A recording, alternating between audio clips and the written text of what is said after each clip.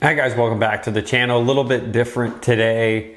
Hurricane season in Florida, so we got lots of rain. So I thought instead of missing a week of videos, I'll do something a little different, sort of highlight some players that I've helped in this last little stretch and sort of a little bit more detail the steps that went into it. So just worked with a player online from Canada, Tony. He's doing a great job, had a great season. I know a lot about his game and sort of his tendencies and sort of the evolution of his game. So step one was, can we hit it more solid? Okay, so that was our first step. We accomplished that through this summer. He had a great summer playing. So now it's the fall. We're looking, okay, what's the next step? How are we going to continue to get better?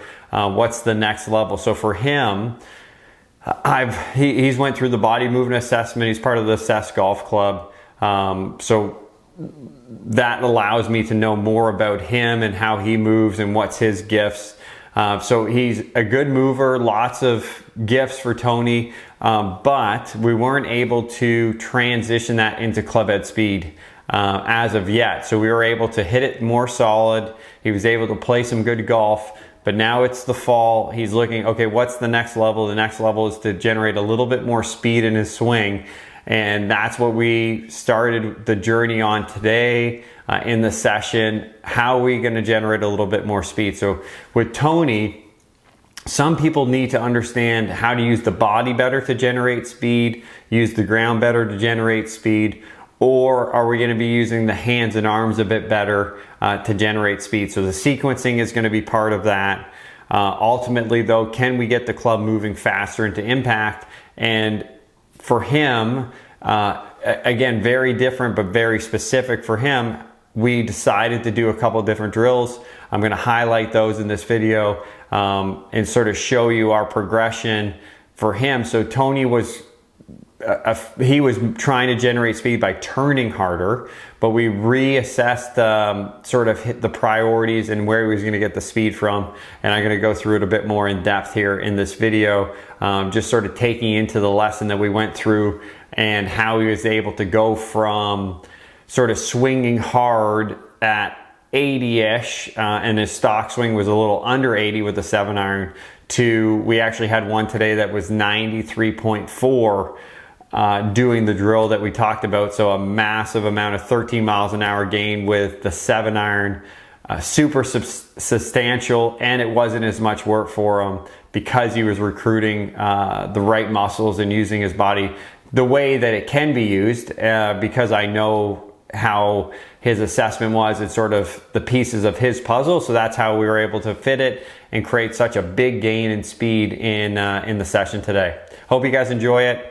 Make sure you check out the CessGolfClub.com if you want to know more on how I can help you with your game and help you get to the next level. So for Tony, I think this is the best way to go through it. This is sort of the progression of the lesson today. This is at 10:19 a.m. Okay, so we have him in the swing speed sort of part of the progression here. Actually, let me rewind even a bit more. So we started with the first part of the session was using for online and with members, we use Sportsbox to help him understand sort of the blueprint of his movement. Okay, so here is one of the first swings of the day. If I just hit play.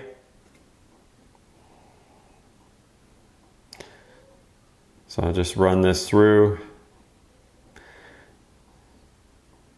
Okay, so he's got the Pro Sender on, the Pro Sender ball in, and then you can see that swing speed in the bottom corner here. If I blow that up a little bit, you can see the swing speed there, 77.6. If I can move this over a little, there you go. So there's the swing speed, 77.6, I think, or 0.0 or 0.8. So that's the starting swing of today. Again, Tony's hitting a lot of very straight shots. You can see by this last shot, basically finished on the line. So tons of good. He had a great summer, played some great golf. So now he's hitting it straight. How can we add energy to that system and help him get a little bit more now out of those the physics of how he's hitting the ball, where the club's coming in, and the face-to-path relationship. So now the next step is to add speed. So that's where we progressed to once we went through this. So for him, going back into the swings, okay, so if I just play this face-on one, you'll see, so he's trying to generate speed. You notice the balance there at the end of this swing, right? So if I zoom in a little, you can see how what was happening here is he was trying to overuse that pushback of his left leg, but he wasn't able to create the stability through his foot. So again, with the body movement assessment in the Obsessed Golf Club, we learn about sort of his foot movements, and then from his stabilization standpoint, can he stabilize? Tony can. But you can see here in the swing, he wasn't really doing it, and that front foot ended up wobbling, and then that front knee ended up overextending, okay? So what we did was, for him, we educated him. I talked about understanding sort of the forces that are going into the club, understanding how we're going to get those forces out to the ball, versus for him, he wasn't able to get the energy going out because his body would have to stabilize and slow down as you move through impact. So for him, we did a single leg drill. Okay, so you can see here he's on a single leg. He's trying to create as much stability in that single leg as he can as he creates force into the club. You can see how different this leg looks as he comes through impact. It doesn't look hyperextended. It actually is, I would say, posted up or very, very solid. This is from this angle, him doing it. So he's trying, this is his brain trying to keep his leg bent. Again, this is for him. It's not for everyone. Some people, their legs, I taught a guy a couple days ago, his legs were staying too bent at impact. We had to work on extending it. Tony was the opposite. It was too extended. He was pushing, not using sort of the muscles of his leg to push. He was almost snapping his leg back. So for him, when he feels like it stays bent, you can see it is just stable and it's still extending enough, okay? So then I go to, as we keep progressing in this and talking about the force into the club. So you can see this one, the force was sort of working out, and then we worked on, there's a nice stable leg, and then again we keep progressing, talking about, you can see how the force now looks like it's going down the grip a bit more, and then we keep going. You can see now, okay, so we went, here's sort of our progression if you're just looking at the numbers. So we had, 74, and then we keep going, 80, 80.9, 79, 78, 80.3, then we had this 89.4, okay? So on this one, how do we get a 9-mile-an-hour jump doing the same drill? We worked on stabilizing the left leg and actually trying to stop or control his arms and his core through impact. So he had to feel like he was slowing down a lot faster, right? So that's the deceleration to get the club accelerating. So we use that as the cue. Jump the speed to 89.4, actually change the movement of the club.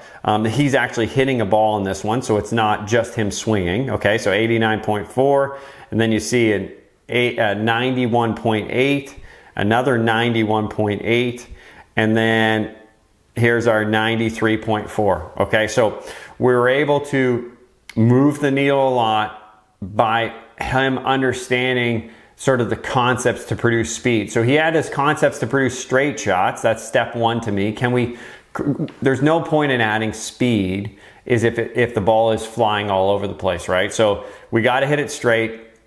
Once we start hitting it straight, now can we hit it a little further, produce a little bit more energy, and still hit the same flight, okay? So that's what we're trying to do, not the other way around. I don't want to add speed to a flight that's already going sideways. I want to have you hit it straight, and then we add speed to the straight based on sort of how you move and the best ways for you to do it. I just wanted to highlight sort of Tony's journey. This is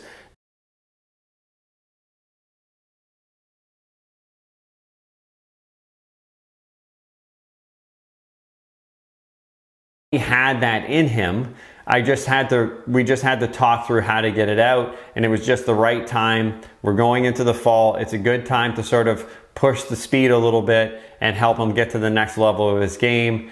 I hope you guys sort of understand how specific it is for each player. getting to know more about each player, figuring out where they are in their journey, and then making sure that they know their steps to get better. This was Tony's incredible journey today and sort of the steps how to get there. And I'll just sort of highlight him sort of talking through what he did to get to that level. Again, incredible progression for him, and excited to see his next steps. And we're just going to keep pushing it. So he's able to do, we talk every single week, and then we check for in his program, we're looking at 2 live lessons a month, 60 minutes interactive lessons where I get to sort of talk through it like today, just the cueing and the timing and how much force he needed to feel and how his grip pressure needed to be, all those things we went through today.